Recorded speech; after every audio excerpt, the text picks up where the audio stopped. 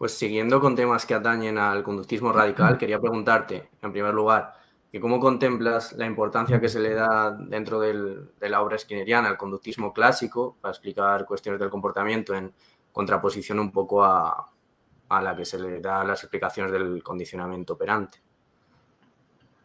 De nuevo, no entendí, repíteme la duda. Sí, bueno, Pregunta. básicamente, ¿cómo contemplas un poco la importancia que se le da al condicionamiento clásico dentro de Ah, todo? ya, Sí. ok, sí. Bueno, es muy bien sabido que pues Skinner hizo esfuerzos por separar el conductismo operante, el condicionamiento operante del condicionamiento pavloviano.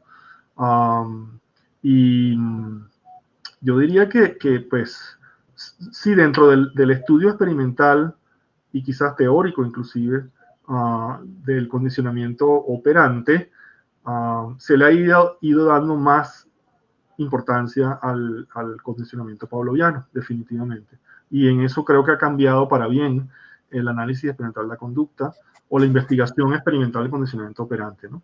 Que ya se ha contemplado la posibilidad de una interacción importante, mucho más que en los inicios del condicionamiento, del estudio del condicionamiento operante, ¿no? Donde pues se hacían esfuerzos explícitos por separar, ¿no?, el condicionamiento operante del condicionamiento pavloviano y considerar a este como algo pues demasiado simple, que no lo es, está muy lejos de serlo, ciertamente, y demasiado biológico, pero ahí, bueno, demasiado contaminado por lo biológico quizás, no lo sé.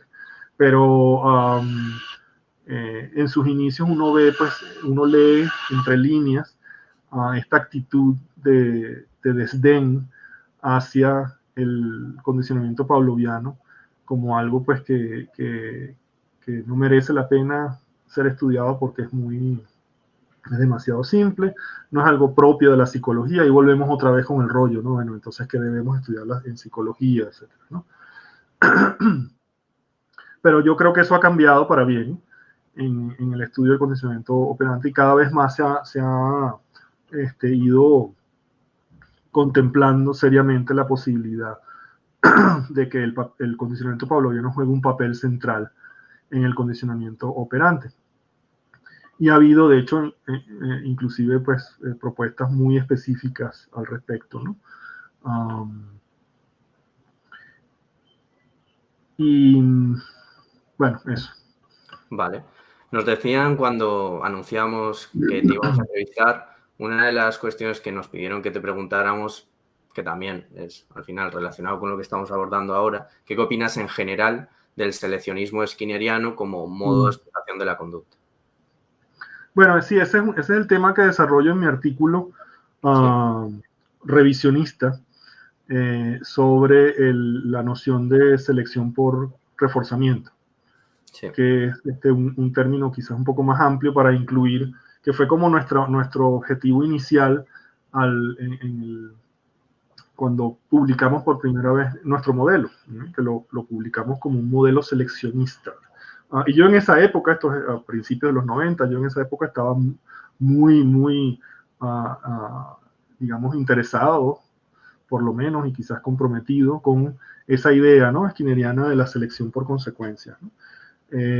Pero lo que intentamos hacer allí fue más bien hablar de no restringir el seleccionismo al condicionamiento operante, sino tratar de incluir también el condicionamiento clásico, el condicionamiento pavloviano. Y, um, y allí pues es por eso que preferimos hablar de la selección por reforzamiento, ¿no?, para poder hablar de reforzamiento pavloviano y reforzamiento operante, ¿no? Porque selección por consecuencias digamos, tiende a restringirse implícitamente, por lo menos, a condicionamiento operante, ¿no? Entonces, como nuestro objetivo era tratar de unificar teóricamente en un mismo modelo los dos tipos de condicionamiento, pues preferimos hablar de selección por reforzamiento. Pero con el pasar de los años y con el trabajo ya más cercano con este modelo, empecé a darme cuenta de que además de aunado a reflexiones metafísicas al respecto, eh, terminé abandonando esta idea. Y eso es lo que plasmo en ese artículo, ¿no?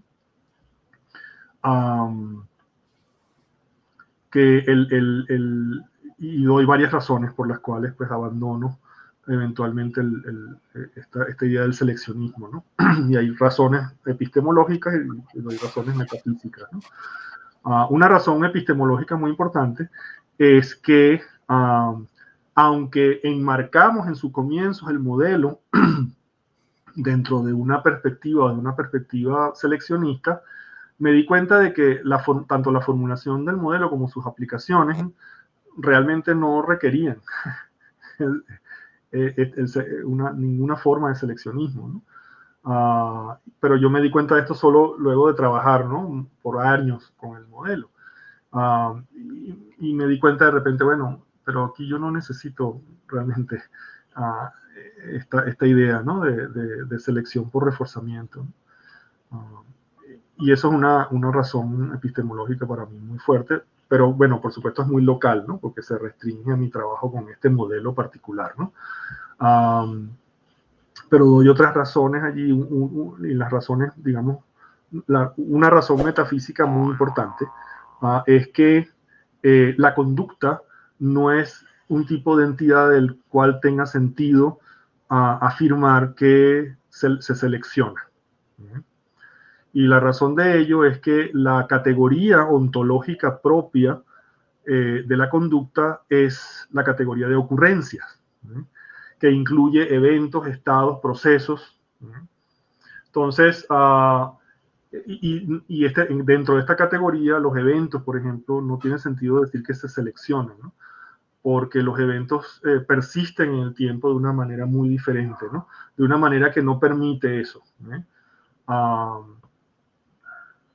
no permite hablar de selección, ¿no?, en el sentido, por lo menos usual, ciertamente en el sentido evolutivo, biológico, darwiniano quizás, del término, ¿no? Sí. Solo tiene sentido hablar de selección de cosas,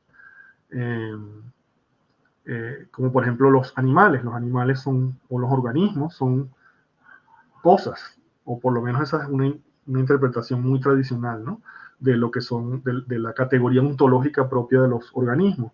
Es la categoría de lo que se llamaría sustancias, pero ya este término se ha vuelto demasiado problemático, ¿no? Y yo prefiero el término más reciente y más técnico y menos problemático, de continuante, que son entidades a las que llamaríamos, digamos, vulgarmente cosas, ¿no?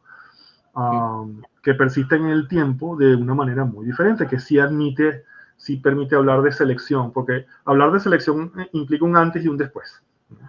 Esa es como la idea básica, ¿no? Y se trata del mismo objeto antes y después, antes de la selección y después de la selección. Entonces hay una persistencia allí, ¿no?, en el tiempo de lo que es seleccionado, ¿no? Pero no tiene sentido hablar en esos términos respecto a eventos, incluyendo estímulos, incluyendo respuestas. Por ser eventos, persisten en el tiempo de una forma muy diferente.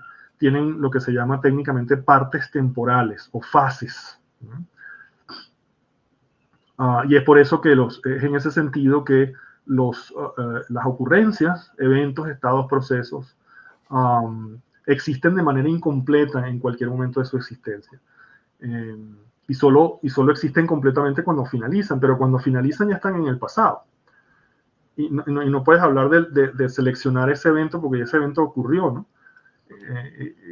Ya esa respuesta, por ejemplo, ocurrió, y ya esa misma respuesta no puede ocurrir otra vez. Los eventos son únicos e irrepetibles. Entonces, bueno, esa es como la razón metafísica de mi rechazo de esta noción de selección por consecuencia, o selección por reforzamiento, más bien. Lo mismo se aplica igual al condicionamiento pavloviano, igualito, ¿no?